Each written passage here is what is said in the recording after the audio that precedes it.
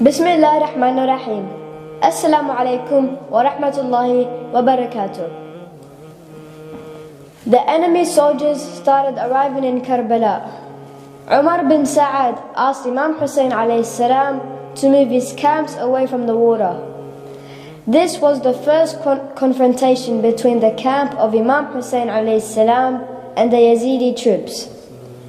Imam Hussein alayhi salam's brother Abbas alayhi salam tried to put up some resistance, but Imam Hussein alayhi salam restrained him and asked him to move a few miles away. This struggle between the two brothers has been narrated by many historians. Imam Hussein alayhi salam, being the Imam of the time, wanted to set an example by showing that his mission was peaceful and that he was willing to avoid armed confrontation as much as possible. But on the 9th of Muharam, Umar ibn Sa'ad ordered his family to attack the camps of Imam Hussein alayhi salam. When the troops approached the tents, Imam Hussein alayhi salam sent a message asking to delay the fight for one more night so they can pray and recite Quran to their Lord. Then Imam Hussein alayhi salam gathered all of his followers and gave a sermon. He said, "I praise Allah that He has given us the Prophet and He has taught us the Quran and the religion. He has given us ears and eyes and hearts, and He has not made us idols, worshippers. Indeed, I do not know any followers better than my followers, nor any family better than my family. May Allah reward you all." I think that our final day will come tomorrow with these enemies. I allow you all to leave me alone and go on your own way. The night will give you cover with the darkness. Indeed, I am the one they want. When they get me, they will not go after anyone else. The family and loyal companions did not leave. The sounds of thirst and the cries of the children filled the desert and the skies above.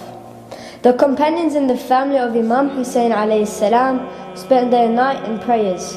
Early in the morning after Fajr prayers, each of the companions took turns to approach the Yazidi troops and address them formally. This was very important as every companion of the Imam had a relative amongst the enemy. At last, Imam Hussein alayhi salam himself rode out to the enemy and informed them who he was and how he was related to Prophet Muhammad sallallahu alayhi wasallam. Watching his troops, listening to the Imam Hussein alayhi salam, Umar ibn Sa'ad became concerned and put an arrow in a bow and shot it towards Imam and loudly said, "Be witness that the first arrow is being cast by none of the other commander himself." This was the official beginning of the Battle of Karbala.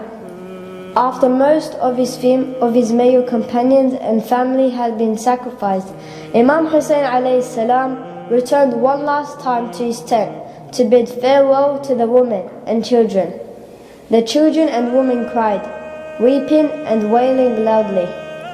Imam Hussein alayhi salam replaced his clothes with the old clothes of the Prophet and changed his sword to the sword of the Prophet and said, "I am going to be killed and I do not want anybody to take these old clothes from me." Then he climbed back onto his horse and rode towards the enemy saying, "I am Hussein, son of Ali. Anyone who wants to fight me, come on." The battlefield reporters narrate that they could not believe that someone who had lost so many companions and family in a few hours could still be so firm in his decision and could still fight as bravely as Imam Hussein alayhi salam did. When Imam Hussein alayhi salam started to charge towards them, the enemy army ran away.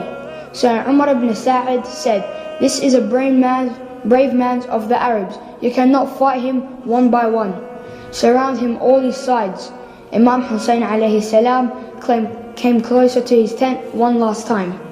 The children clung onto him and he confronted them.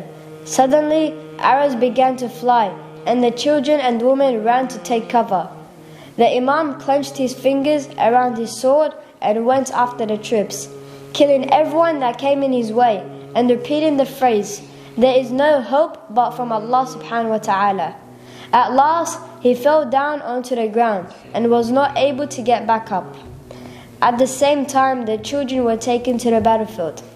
A young boy came running to protect Imam Hussein alayhi salam, but was attacked and killed by the soldiers.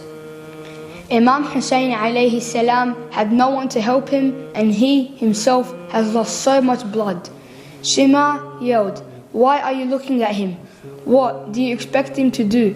If we were able to fight you, he would have. Finish him now, that he is wounded." Ever since Imam Hussein alayhi salam fell off his horse, the horse did not leave the Imam and kept circling around him. He then sniffed the body of his rider, whined very loudly, and went back to the tents. Sayyidah Zainab alayhi salam saw the horse without its rider and came out to the tent and yelled, "O Ibn Sa'ad, will you watch while Abu Abdullah being killed?" She then said, "Is there any Muslim amongst you?" Nobody replied to her. Shimar then rode onto the chest and did the unthinkable. He served the head of Imam Hussein alayhi salam from his chest. Sounds of victory and drums were heard by the women and the children of the Prophet's household, who now knew that the Imam alayhi salam was martyred as well. Inna Allah wa inna alayhi raji'un. السلام على الحسين وعلى علي بن الحسين وعلى أولاد الحسين وعلى أصحاب الحسين. السلام عليكم ورحمة الله وبركاته.